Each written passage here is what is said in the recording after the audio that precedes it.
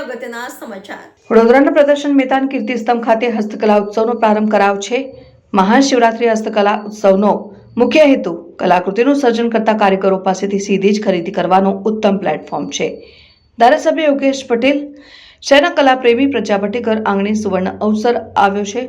શહેરના પ્રદર્શન મેદાન કીર્તિસ્તંભ ખાતે આયોજિત મહાશિવરાત્રી હસ્તકલા ઉત્સવનું માંજલપુર વિધાનસભાના ધારાસભ્ય યોગેશ પટેલ દ્વારા ઉદ્ઘાટન કરીને શહેરીજનો માટે કલાકૃતિનું સર્જન કરતા કારીગરો પાસેથી સીધી જ ખરીદી કરવાના પ્લેટફોર્મને ખુલ્લું મૂક્યું છે। તારીખ 2 માર્ચ સુધી ચાલનારા આ ઉત્સવનું મહાશિવરાત્રી પર્વને ધ્યાનમાં રાખીને આયોજન કરવામાં આવ્યું છે। મહાશિવરાત્રી હસ્તકલા ઉત્સવમાં રાજ્યના વિવિધ વિસ્તારના હાથશાળ, હસ્તકલા, માટીકામ, ચર્મોદ્યોગ અને કુટીર ઉદ્યોગના 100 જેટલા કારીગરો અને EDII હસ્તકલા સેતુ યોજનાના 50, ગુજરાત રાજ્ય ખાદી ગ્રામોદ્યોગ બોર્ડના 50, ગુજરાત રાજ્ય હાથશાળ અને હસ્તકલા વિકાસ નિગમ લિમિટેડના 50 જેટલા વ્યક્તિગત કારીગર સંસ્થાઓએ ભાગ લીધો છે। આમ કુલ 250 જેટલા વ્યક્તિગત કારીગરો, હસ્તકલા, હાથશાળ મંડળીઓ, સ્વૈચ્છિક સંસ્થાઓ, સ્વસહાય જૂથો, NGO, સખી મંડળો, ક્લસ્ટર્સના કારીગરો વગેરે દ્વારા પ્રદર્શન સહ વેચાણનું આયોજન છે, જેમાં 10 જેટલા જીવંત નિદર્શન સહ પ્રદર્શનનું પણ આયોજન કરવામાં આવ્યું છે।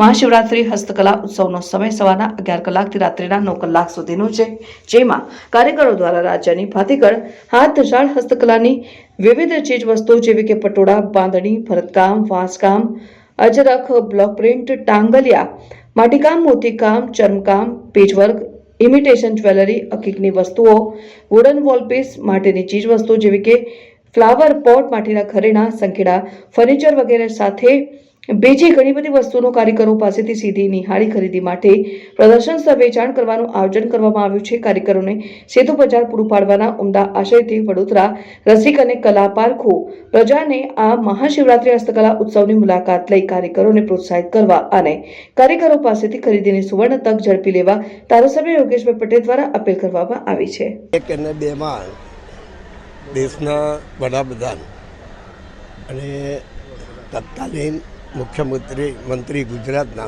નરેન્દ્રભાઈ મોદી જ્યારે ગુજરાતનું સુકાન સંભાળ્યું ત્યારે નાના માણસને એ કોઈ ઉદ્યોગ હોય, નાનો ઉદ્યોગ હોય, આ બધાને રોજીરોટી મળે, એમનો ધંધો વધારે વિકસે એવી હસ્તકલાની જે બી વસ્તુઓ હતી એને રાજ્યમાં તેમજ દેશમાં અલગ અલગ ઠેકાને આવા બેડા યોજીને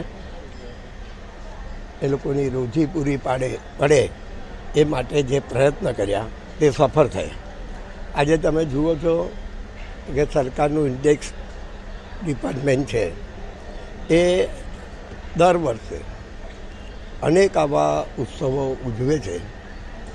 ખાસ કરીને આખા ગુજરાતમાં રાજકોટ હોય, અમદાવાદ હોય, સુરત હોય, નવસારી હોય કે નડિયાદ હોય, આવા નાના નાના સેન્ટર હોય કે મોટા સેન્ટર હોય, સૌથી વધારે જો આ લોકોને રોજી મળતી હોય તો વડોદરા છે। ગઈ વખતે પણ વડોદરામાં 5.5 કરોડ જેટલો એ લોકોને વકરો થયેલો।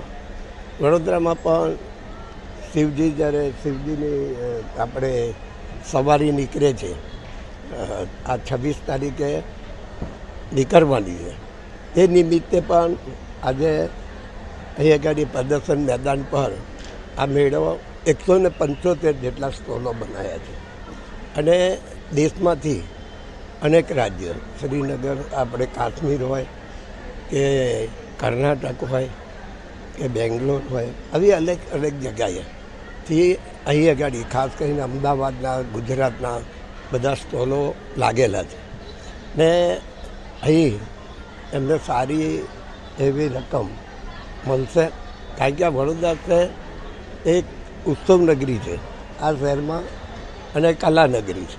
અહીં જે પણ સ્ટોલો જે બી વિવિધ પ્રકારના સ્ટોલો લાગ્યા છે એનું ખૂબ વેચાણ થાય એવી ભગવાન શિવજીને પ્રાર્થના કરું।